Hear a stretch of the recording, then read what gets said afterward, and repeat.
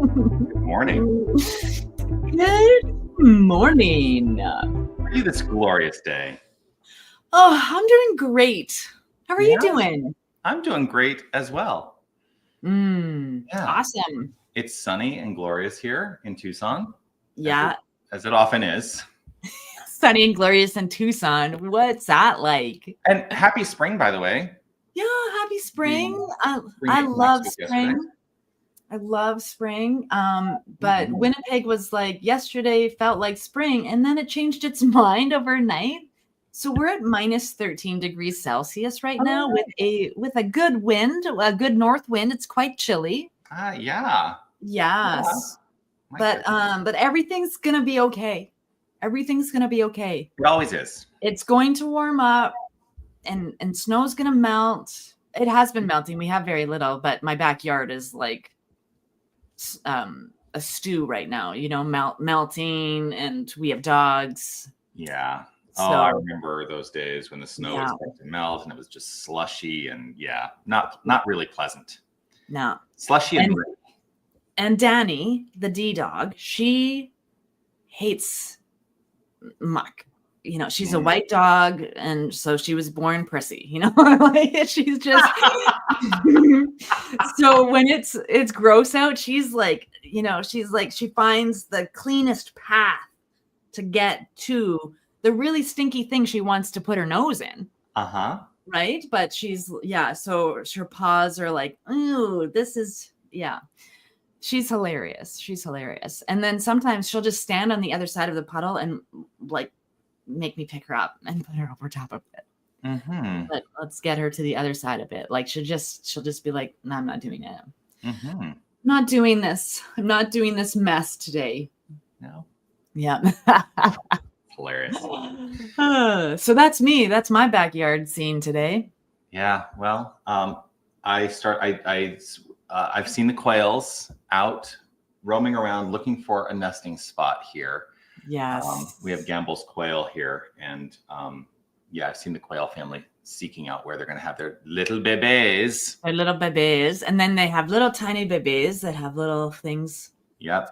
And I love when the babies are born because they'll like one nest will have like a dozen little baby quail, and then you see them like going along in like single file line with like the two big quail, and they're just like do. Yep. I know. Quail are so cute. They are. Where my parents live in Oliver, BC, they have California quail. That's what they're called. And there's just, you can sometimes, it's a bountiful spring. You know what I mean? Yeah. And they've got little tiny quails just like all over the place. And they kind of, cohabitate, I guess. So there's like 4 parents and all of the kids, because it takes a village, y'all. It does take a village. It takes a village to raise the baby quail. Yes. Because so what's going on for you in spiritual thought? That's what I want to know. In spiritual thought. Oh my gosh. Just exercising my mental freedom, like deeply understanding the principle of freedom, because it is, we put barricades and fences all around ourselves, and then we get mad at the world for caging us. And so just deeply recognizing my authenticity and freedom, coincide and cohabitate. And so that's where I'm at, just like recognizing my freedom, and especially now, right? Especially now, because I've been bound by things that I would have labeled depression and anxiety and those kinds of things. And so the more I am free in my own mind to explore those feelings and not build a camp, but to move through them, like we have such powerful freedom to understand more deeply. Yes. Yeah. Yes. How about you? What's going on for you? Well, a lot of really considering still, even though I've worked at this in my life, how much of the past am I bringing and dragging into my present moment? That's a lot of what's going on for me this week. You know, not trying to be irritated by what I find when I have an awareness, right? Yeah. I have to do something though, because I am feeling very uncomfortable in the moment. So I'm not going to let my camera follow me, but you'll probably be able to see that I'm wearing shorts today. So get ready for that when you're here in a couple weeks. I have to go adjust the thermostat because it is like an oven in my office right now. So yeah, you do not want. You're in Tucson, Arizona. So talk amongst yourselves. Talk amongst yourselves. Okay, you know, everybody. Like Linda Richmond. Talk amongst yourselves. All right, I'll be right back. Yes, a peanut is neither a pea nor. Oh, it followed you. Okay. Here, what we can do right now is just go like this. Nope, that's not it. So you can see some of my office. Solo. I just solo laid out. There we go. So everybody, we have an opportunity to have a radically affirmative new thought. Let us know what you want to talk about today. Jonathan and I know that we always enjoy the conversation. There we are. We always enjoy the conversation when you bring your ideas and your thoughts to the table so that we can have a delicious conversation that will hopefully benefit and impact your thinking, how you think about things, changing and shifting perspectives, and allowing a radical affirmative new idea to be planted. Oh my God, like this beautiful book. I don't know if I can flip right back to it, but yesterday I just like to use books as oracles, right? Right. I do the same thing. Okay, here it is. Why I wrote my book the way I wrote my book. Yeah, What's go that? ahead. That's why I wrote my book in the way that I wrote my book. Nice. Set up to be like, open it up, and that's the thing that you need today. So I moved it right. Yesterday I was, it's springtime, and I flipped right to this section called careful preparation in the basic ideas of the science of mind. And it's talking about gardening. Nice. So care was used in preparing the garden soil in order to get it into the proper condition, right? So care was used to create the soil when we're preparing our garden. Here again, the analogy is true. We must remove from the creative medium of mind all negatives. It must be at peace. It has to have removed from it everything that would obstruct the right development of the good results sought. When you are poised, calm, and at peace, filled with happy expectancy, serenely trusting in the fulfillment of the highest good, you are ready to do your spiritual planting. You are ready to do your spiritual planting. And I love, I really grew up consciously in the science of mind. In my first class, we learn what religious science teaches in every foundational class. Right. Seed, soil, plant. Right? It's our teaching symbol, seed, soil, plant. And so I love, it's such an easy analogy, because if you're a plant owner, as I am, I have plants everywhere, and I can't wait to be outside in the dirt as well. But the soil itself, the environment that we're in, the soil itself is something we can pay attention to, something that we can, put fertilizer in, which some people think, we don't want fertilizer in our mental soil, but we do. That beautiful fertilizer is what helps the plant become its fullness, its richness. And so, when I had a couple years ago, something happened. I brought a plant into the house somehow, and bugs, like, they weren't fruit flies, but they're a relative of a fruit fly. And so I had to repot every single plant. I had to take care of the soil. The plants were going to be fine, but I had to take care of the soil. And there's ways we can do that. And so in what he's saying here, that When you are poised, calm, at peace, filled with happy expectancy, serenely trusting in the fulfillment of the highest good, you are ready to do your spiritual planting. So sometimes we have to fix our soil. We have to create an environment. And there's lots of different ways to create an environment to be ready to speak the word, right? And so yeah, I've always loved that. And he's got a whole section in this book that's just talking about using the analogy of soil. And so yay to all the spiritual gardeners out there. And we are all spiritual gardeners. Yes. Whether we know it or not. Absolutely. Because we are always planting seeds in the mind. Yes. And that's the next paragraph. I've been at this for a while. Yeah. Yeah. So I am curious to know what's coming up for people. You know, if you're watching, is there something that's on your mind? A spiritual question or an idea? I mean, I grabbed this one today. Facebook's winning. If you want to do a random reading. Yep. Will you tell me a number between 10 and 175, please? Between 10 and 175. I'm going to go with 62. 62. 1, 2, 3. There are 4 paragraphs I can choose from there. Which one would you like me to read? 2. Second paragraph.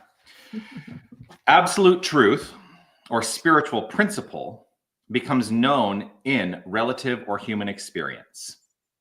It's just what we were talking about. Another way to say this is that behind all that is visible lies an invisible principle.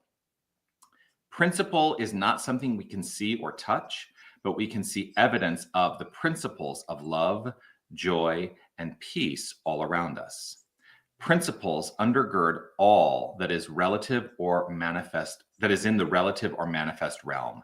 They are not based in circumstances, but we demonstrate principles in human circumstances. You know, what this brings to mind is one of the ways that we define God. And, you know, if you know, I always like to say, you know, let's not get hung up on the word God, because, you know, many of us come from traditions where it's like, oh, God means like that judgmental man in the sky.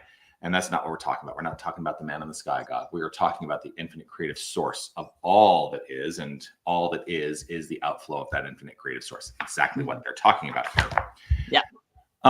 But oftentimes what we say is God is principle. Which feels very challenging. What does that mean? So if I say to you, Steph, God is principle, how would you help me understand that if I did not understand that? I should have eaten some protein. You didn't know you were going to be coming and having me ask the hard questions, did you? The hard questions. Yeah. You know, I don't use the word God when explaining because principle, it's a universal law. And so many people reflect on the word God as an external something. So the God is a principle, is that God is a universal law that is infallible. That's what a universal law is, like gravity, electricity. Always works. It always works, whether or not we know it's present or not. Okay. But yeah, God is a challenging word for a lot of people. So if someone who's asking me that question out in the real world, you know, they're usually wanting to educate me on what God is. So, but God as a principle is that it's a divine love that is a principle that is back of absolutely everything. It's a creative power. Yeah. And it's always creating, and it can only create from itself. Okay. I'm going to my notes for this because I'm teaching this class right now, right? Nice. And I'm just wanting to go to my notes real fast and see, what did I write in my notes? Sometimes I just always feel like I should continue to study for the exam that's always happening. Well, when you're with me, it does probably feel like an exam, doesn't it? Because I'm always putting you on the spot. I was on the spot, but I should know better by now. It's been 13 years. It's every Friday. Study, Steph, study. So there are two things here. So I actually, because I asked this question in the class, right? I actually took it to the class. I said, what is principle? We're going to, because the chapter is about principle in this book. And I said, what is principle? You know, we hear in New Thought traditions, God is principle. And so the definition, let's go to the dictionary definition of a principle. And I want to be really clear that when I looked up this dictionary definition, this was not the first definition. This was like down the list. This is the one that resonated, that felt appropriate to what we're talking about today. A definition of principle is an originating or actuating agency. An originating or actuating agency. Yeah. The agency from which all things spring forth. The originating agency, right? Okay. The originating agency. Okay. Yeah. And so we all have agents. And we teach a prime principle also within the New Thought movement. Do you remember what the prime principle is? It's oneness. It is, absolutely, oneness. We are spiritual beings living in a spiritual universe governed by our use of a spiritual law. That is how I articulate the divine principle, the primary principle. And that really has its foundations in Emma Curtis Hopkins. But I know that many people have paraphrased it in all New Thought traditions over the years. And to remember that oneness by its very nature, and this is where it becomes important, oneness by its very nature is indivisible. Yes. And what that means to me is, yes, we teach God as principle, the originating or actuating agency for all creation. It is the originating agency of all creation. And because it is indivisible, we cannot be separate from it. That's right. And so, for me, logically unfolding, as I will try to do, the manner in which all creation unfolds is the manner in which I can tend to the creation of my own experience in life. Fundamental New Thought. Thinking changes your life. Your beliefs are changing your life. Your feelings, all of that working together changes your life. Yeah. So that's why I think that's, for me, why I think the notion and the discussion of what principle is becomes really important, because it can feel really nebulous. You know, we use these jargon terms a lot. Yeah. And we forget sometimes, hey, we should really get clear on what do these jargon terms mean. And for me, one of those jargon terms that gets thrown around a lot is principle. Yeah. Sherry, Like even like in arguments or heated discussions, it's like you're out of principle right now. You know, like having that, it's even jargon can be weaponized. Right. And what I would say is, truth is, you can never be out of principle. That's right. Whether you are utilizing the creative principle in constructive or destructive ways is what is at stake there. And there are people who use it in destructive ways. Yes. Why are we in? So I do have a question. Why are we endowed with the capacity to use it in destructive ways? That's the question I want to go to. But I also want to see what Sherry wrote here, because aren't we the ones labeling it constructive or destructive? Well, we are the ones who are labeling it constructive or destructive, but there are literally things that are deconstructed in the outflow of creation. And there are ways that we can use it we can use the principle in harmful ways. Yes. That's essentially what I mean. We can use it in harmful ways. And usually what happens is people who are using it in harmful ways, we define those people as evil. Right?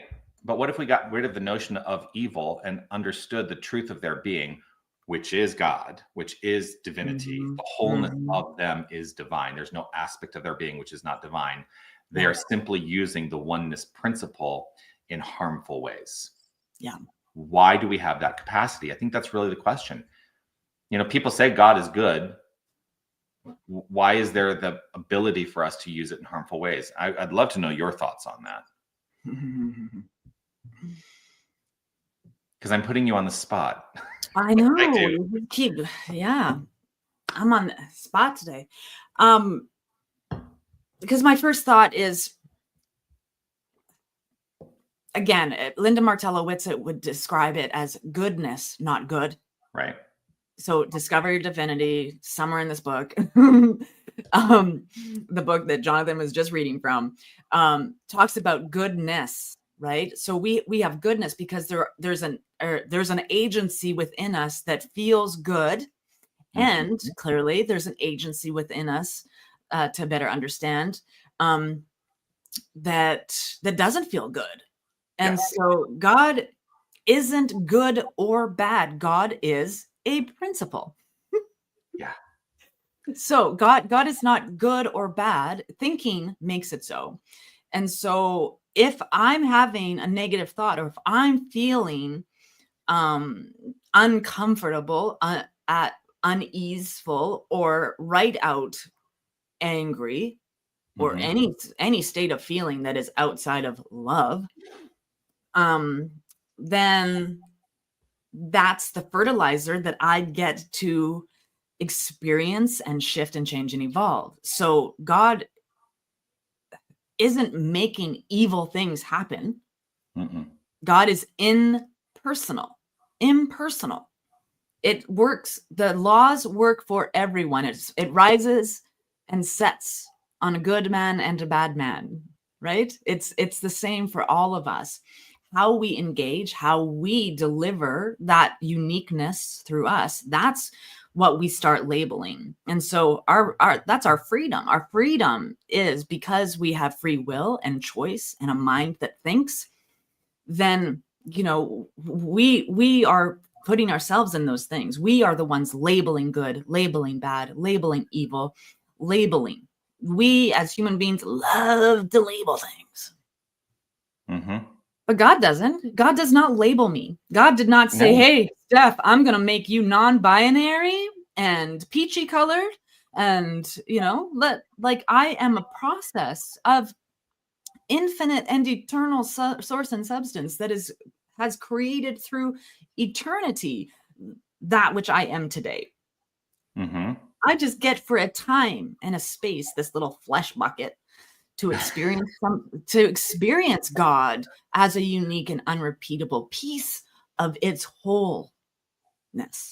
Yeah.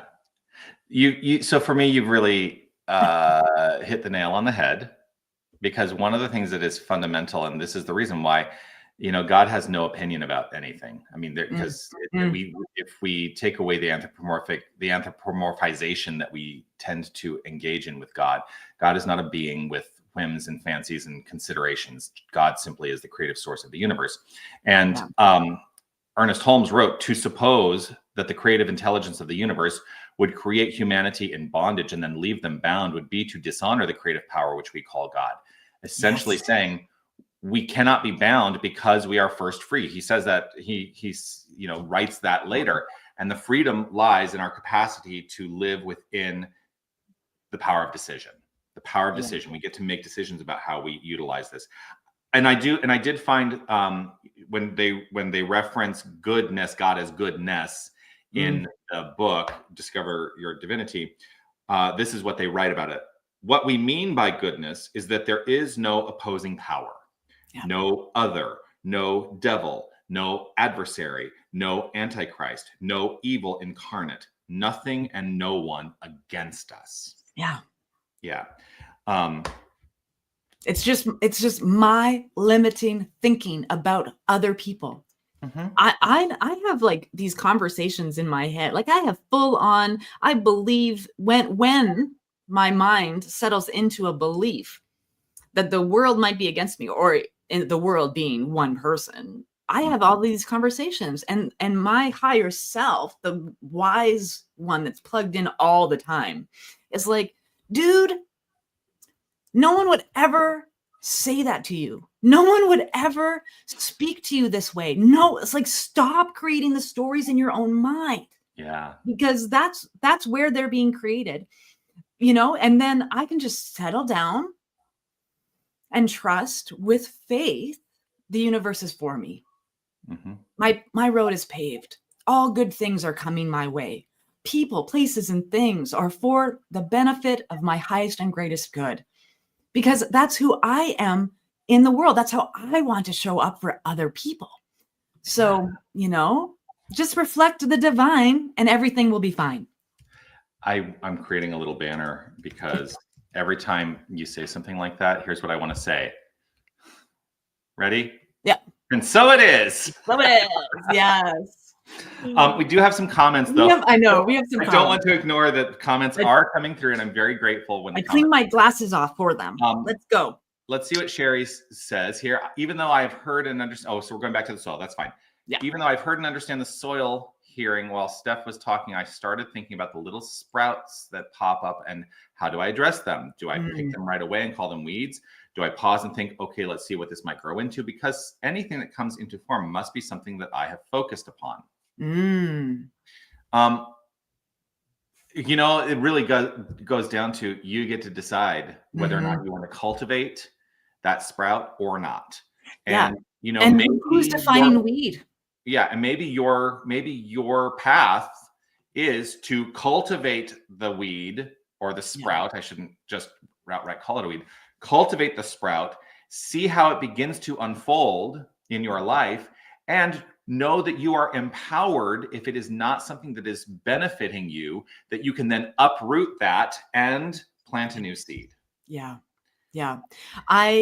So dandelion theory. I love dandelions. I love dandelions. I never want to cut them down. And at the beginning of every season, there are insects and bugs and birds that require nutrients now. Yeah. Right. And so, but I know gardeners who are like, oh, so anti, right? They're called a noxious weed. And I'm like, that is not a noxious weed. That is a beautiful flower, yet just blossoming and spreading itself, right? That's beautiful. Yeah. And here's the thing too. Bees need them. Dandelion greens are delicious. We should cultivate them because cultivate them. Yeah. Add them to your salad. Pick them like they are. Yeah. So how do we define a weed in our own minds, right? If it's causing me harm or someone else harm, that's probably a weed. That's probably a weed. Yeah. But if it's a sprout that's greening and that's something that just wants to be, just pay attention to me over here, just for a time being, so that plant, you might be growing that plant to benefit somebody else in your life or in your community, and you don't even know it yet. Yeah. Because I have had depression, because I have had chronic anxiety, I have been able to help my stepchildren, right? I have been able to help my spouse. I've been able to help people because I know what it's like. I know what that plant is for. Yeah. And so, if it's growing, maybe there might be good in it, because as we know, there is, if it's in front of us, there might be something good for us. And chances are. And as Shakespeare wrote in Hamlet, there is nothing good or bad, but thinking makes it so. But thinking makes it so. You that little sprout, you actually develop your relationship to that sprout to determine whether it is good or bad. Yeah. Yes. That's an assessment that you make, and what might show up as good for you. If that same sprout were showing up in someone else's life, they might classify it as not good. Mm-hmm. Yep. Yeah. Yeah. Awesome. Yeah. Anita wrote in, because God beingness is amoral, it doesn't have judgment of good or bad. Yes, we are the ones who make those determinations. It's just a mirror of its own creative energy that comes from us. Absolutely. On a spiritual level, it's just all ketchup blood. Ketchup is so full of sugar. It's the first ingredient, not tomatoes, sugar. Okay, what else we got? What else we got over Loving here? this convo. Thank you, Peg. Yeah, thanks, Peg. I'm hearing lack of judgment or classification of this or that, good, bad, Yeah. God, not God. Classification is tiring. Isn't it though? Exhausting. Exhausting. Yeah. Accept what is, know my source, and be love. Yeah. That's the It's, call. especially it's exhausting if you're classifying yourself. And I'm speaking for myself. Mm-hmm. I classified myself as someone who was suffering from a diagnosis, suffering from chronic anxiety disorder. And I chose to own all of that. Right? Oh, I have chronic anxiety disorder. Whatever you own becomes your reality. Yes. And so because I classified, because I was like, oh, a doctor has more experience than I do about this, must be true. And then I get like, it was exhausting. I had no energy at all because I was always just in the mindset of this chronic anxiety disorder. It's exhausting. Yeah, absolutely. Yeah. I am so delighted. I just want to acknowledge, I'm so delighted to see Molly here. Hi, Molly. Molly, how great to see you on the rant with us. A weed is a plant growing in the wrong place. Yes, and I have an example of that. Yeah. When I moved back to Tucson, I moved into a townhouse. It's the townhouse that my husband and I bought, and we were not happy with the way that the backyard was. We were not happy with the backyard. We wanted to do something different, but there was this really, and it was beautiful. It was a beautiful, like Texas rose that was growing, and it had all of these little blossoms that would come up every year. And it was really lovely. But for us, it was a weed because as beautiful as the plant was, it was not conducive to the environment, essentially because it was growing right above a water main to our complex, and it was wreaking havoc with the water main. It had to be removed. Yeah. Right. And so, yeah, it was impinging upon something that humanity had put there, but it does not negate the idea that it was a beautiful plant. And I am sort of sorry that we ended up getting rid of it, but we had to, but that this humongous plant growing in the wrong place, it was a weed for us. Yeah. We're going to have that same situation. We have 3 bushes that we need to remove out front or spend a lot of money fixing. Yeah. Plumbing. So absolutely, Molly. That's right. Yeah. Oh, that's a great conversation. Thanks, everybody. It's fun. It's just funny, like everything, because, and it's, day one of spring, and everything that I'm finding in all of my books have to do with soil. Right. So it's humorous to me that my hands and my mind know exactly where to pull for whatever it is. I cannot wait until the garden centers in town open up, and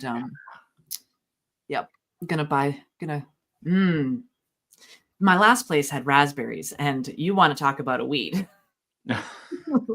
Raspberries. I planted one, and in 3 years it was the length of the garage. Because they do not know limits. They will be like, yeah, cockroaches and raspberries. That's what's gonna last forever. Another one that will grow actually are pumpkins. They will go crazy, which is fine. I love pumpkins too. I don't have any room for them where I live right now. Yeah, they're good for digestion of dogs. If your dog has an upset stomach, pumpkin. Yeah. What else is on your mind, Steph? What's that? What else is on your mind? Oh, sunlight, smell of roses. How does everyone else cultivate your soil? Right? Let's hear from all the folks watching. How do you cultivate your spiritual soil? Is there things that you do to prepare for your spiritual practice? Do you jump right in? or do you prepare the space? Do you light some incense or a candle? Like, how do you prepare your spiritual soil for the seeds that you want to plant? This is a really good, actually, thing to consider, because, and it's going to come up in my practitioner class shortly. How do we allow ourselves to approach the mundane from the point of view that everything that is mundane is actually sacred? That's my life. Right? I love what other people would be like, that's so normal, that's so boring, that's so mundane. And I'm like, oh, look at it. Look at how spirit is showing up right there. Look at that. Yeah. Oh my gosh. I've always been like that since I was a kid. It's lovely, isn't it? Yeah. Everything is sacred. Everything is precious. So walk through life like that. When I did that section of the practitioner course of study, I wrote an entire essay about cleaning my bathroom, and like every aspect of cleaning my bathroom became a purposeful, ceremonial, sacred practice. And, now, well, I would say I still hold to that, but I don't clean my bathroom anymore. I have somebody come into my house and clean it. That's sacred. Equally sacred. Yes. Yeah. I'm very present for my food prep. I call it kosher, because everything is blessed. Everything, I wash everything. I'm present for the water. I'm present for the sustenance that is even in plant life form, sacrificing its life for my sustaining of mine, right? So everything from peeling the orange to frying, like I'll have a frying pan going, and like the onions will be in there, and I'd like you to introduce these peppers to these onions, and I just make it this whole event, and that they're alive with me. Like everything is alive with me. Everything is alive with me, and how I'm engaging with that is how God would engage with its food. Right? I wonder how, let's try this on. I wonder how God would engage with its social media. Well, my suspicion is that there would be nothing but the expression of infinite love. Infinite love, yeah.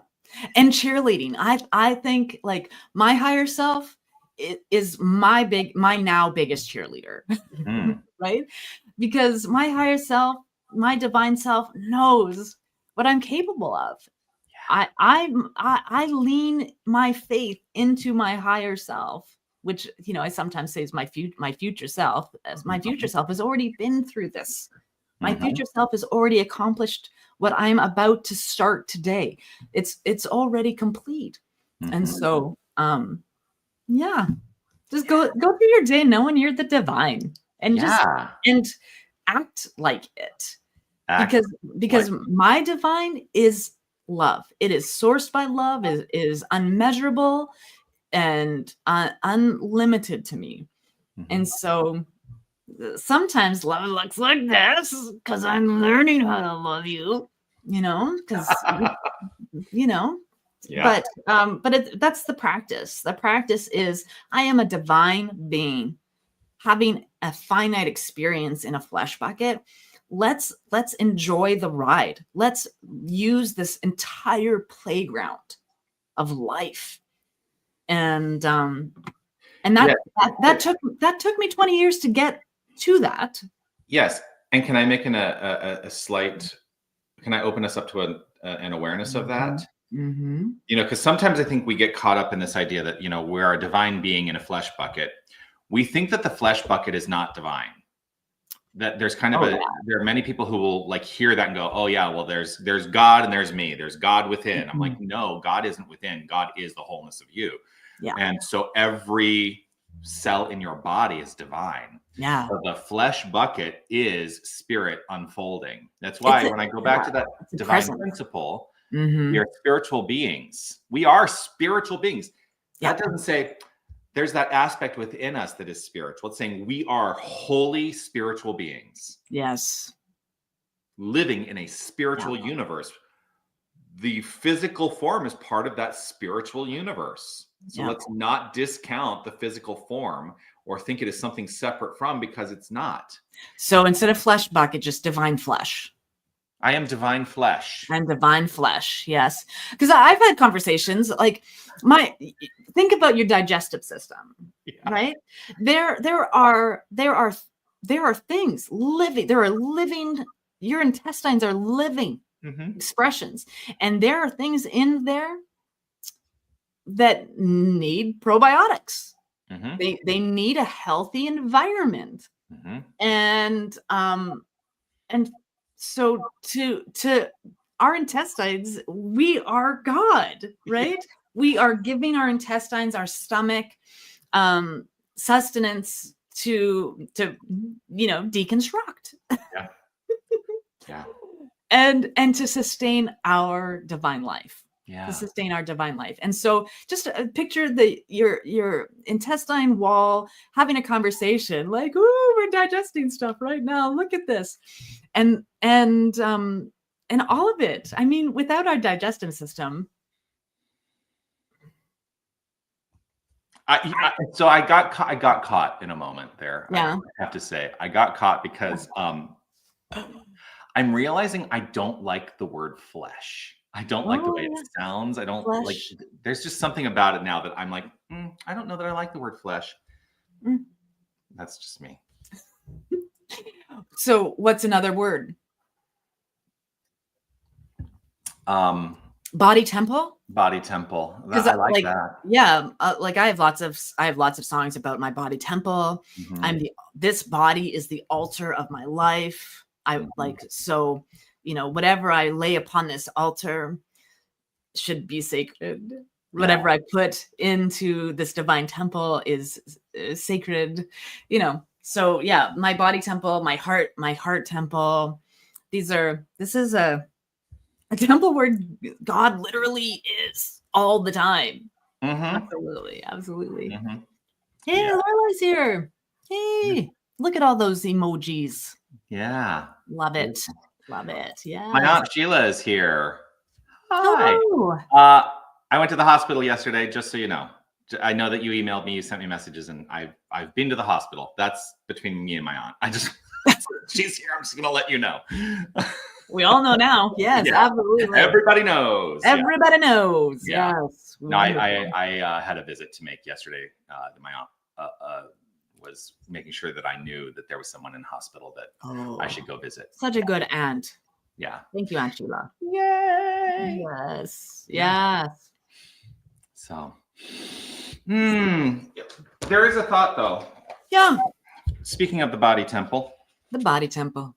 Yeah. I love, so is this preface for the 20th? Yes. So one of my favorite authors in the Unity movement and in New Thought is Eric Butterworth. And in this book, Discover the Power Within You, he has a prologue. I want to read to you the prologue. Right? I love this prologue. According to an old Hindu legend, there was a time when all men were gods, but they so abused their divinity that Brahma, the chief god, decided to take it away from men and hide it where they would never find it again. I just want to be really clear. There is gendered language here. It was the construct of the time. I apologize. It wasn't written in 2025. It was not. Where to hide it? Their divinity. Just because I interrupted. Where to hide their divinity became the big question. When the lesser gods were called in council to consider this question, they said, "We will bury man's divinity deep in the earth." But Brahma said, "No, that will not do, for man will dig down deep into the earth and find it." Then they said, "Well, we will sink his divinity into the deepest ocean." But again, Brahma replied, "No, for not there, for man will learn to dive into the deepest waters. We'll search out the ocean bed and we'll find it." We still have it though. Then the lesser gods said, we will take it to the top of the highest mountain and there hide it." But again, Brahma replied, "No, for man will eventually climb every high mountain on earth. he will be sure someday to find it and take it up again for himself. Then the lesser gods gave up and concluded, we do not know where to hide it, for it seems there is no place on earth, or in the sea that man will not eventually reach. Then Brahma said, here's what we will do with man's divinity. We will hide it deep down in man himself, for he will never think to look for it there. Ever since then, the legend concludes, man has been going up and down the earth, climbing, digging, diving, exploring, searching for something that is already in himself. And now even into space. Yeah. And now even into space. And it's right where we are right now. Yes. Yes. Yeah. Yes. And this wisdom has been like the map was given thousands upon thousands of years ago. The map has been given. Yeah. William, I'm not sure what you mean by the question. Did you share this vid? It goes live to 4 different Facebook locations, 3 different YouTube locations, and on the Unity Tucson homepage. So it's been shared in that sense. But you, William, are definitely welcome to hit that share button. Yes, indeed. Get it out. Share it into all the groups you belong to. Share it into your news feed. Like, subscribe. Make sure that you thumbs up or love this video. If you're watching on YouTube, thumbs up. Yeah, share. Click that share button. You know why? Sharing is caring. It is. Yes. Oh my goodness. This has been quite a conversation today. It has. And let me just do the count here. Let me just do the count. I'm opening my calendar. Because I know. I think I know what you're going to say. We only have it's 3 Fridays from now. Yeah, 3 Fridays from now. You ready? 3 Fridays from now. You ready to see what's coming up? Yeah. Nice. If you are in the Tucson area, St. Steph is going to be here in Tucson. It's going to be there. And we're going to engage in the RANT, our Radically Affirmative New Thought, in person here at Unity of Tucson. We go live at 9:30. So if you want to show up, you should show up before 9:30 before we go live. But we're going to have this conversation live on the platform here in the Unity of Tucson Sanctuary. And we would love for you to join us in person as a studio audience, right? Studio audience. Yeah. Bring your body temples and sit in the sanctuary. Yes. And we will have an opportunity to engage in some conversation with you. You get to ask your questions live and in person, or offer your thoughts live and in person. We will also be monitoring those who are only able to be with us online on that date. So we will be able to address whatever's coming up for you. I think there's going to be a mic handy for the floor. Yeah, there's going to be a mic handy. And I'm super excited for it. The RANT, live and in person. Yeah, I'm excited. I haven't traveled anywhere since 2020 outside of moving across the country twice. But I'm excited to just be in Tucson, Arizona. Yeah. I get to hug people. This is going to be your first time in Tucson, right? Ever. That's correct. I've been to Phoenix and Scottsdale, but I've never been to Tucson. I have a little bit of let's face it. I was born and raised in Tucson. And you know how there are cities that have rivalries with one another? Yes, for sure. That still lives within me a little bit. Definitely the rivalry between universities. Oh, for sure. In my hometown was Sioux Lookout, Ontario. And it's an hour away from Dryden, Ontario. And it was always Dryden and Sioux Lookout. Oh yeah. Oh yeah. The high school team hockey teams, it was always Dryden versus Sioux Lookout. So cute, so quaint. Yeah. So cute. Yeah. So cute. And there are people who are dedicated to this experience, because William canceled his hike that day. Yes. See you, St. Steph. Thank you, William. Oh, and I guess I'm chopped liver. He's gonna come see me too. Yeah. He sees me every Sunday. He's the president of your board. Not anymore. He's not anymore. Board. Oh. Yeah. Are you done, William? Yeah, William was termed out. So I have a new president. Vicky. Well, that's 6 years of service. Spectacular. 6 years of service. Thank you, William. Yes, that's thank huge. Thank you. That's huge. It is huge. Service is joy, right? Yes, it is. Yeah. Yeah. So awesome. Yeah, I'm super excited to travel to I'm already, because of how attached I am to my puppy. I already have premature guilt for leaving her and being apart from her. Like, I'm looking at her right now. She's like zonked, and she's just like this adorable fluff face, right? And so I'm already like, oh, I'm going. Everything's already set. So she's gonna be okay. Absolutely. But I have a very strong attachment to my fur companions. I get it. I always have. And this one is even more so because there's only one. She's my only dog right now. And so she gets all of this attention, and she listens to me, but everyone else comes home and they're chopped liver. Like, they'll say stop barking or whatever. I can just be like, stop, come, and she'll be like, I love it. So that 5 days without me, the household's going to learn what it's like. It'll be perfect. It'll be perfect. It'll be an adventure. Yeah. Yes. Yeah. So I'm excited. I'm excited to see everybody and hug some people and wear shorts in April. Yeah. I'm so excited. And actually, for sure, it's going to be quite warm here. Yeah. Just letting you know, I think at that point we'll probably be up in the 90s Fahrenheit.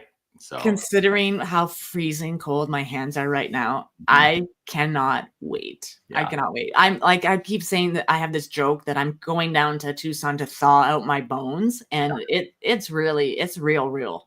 I am so cold all of the time. Like, even in summers, I'll wear a hoodie. Like,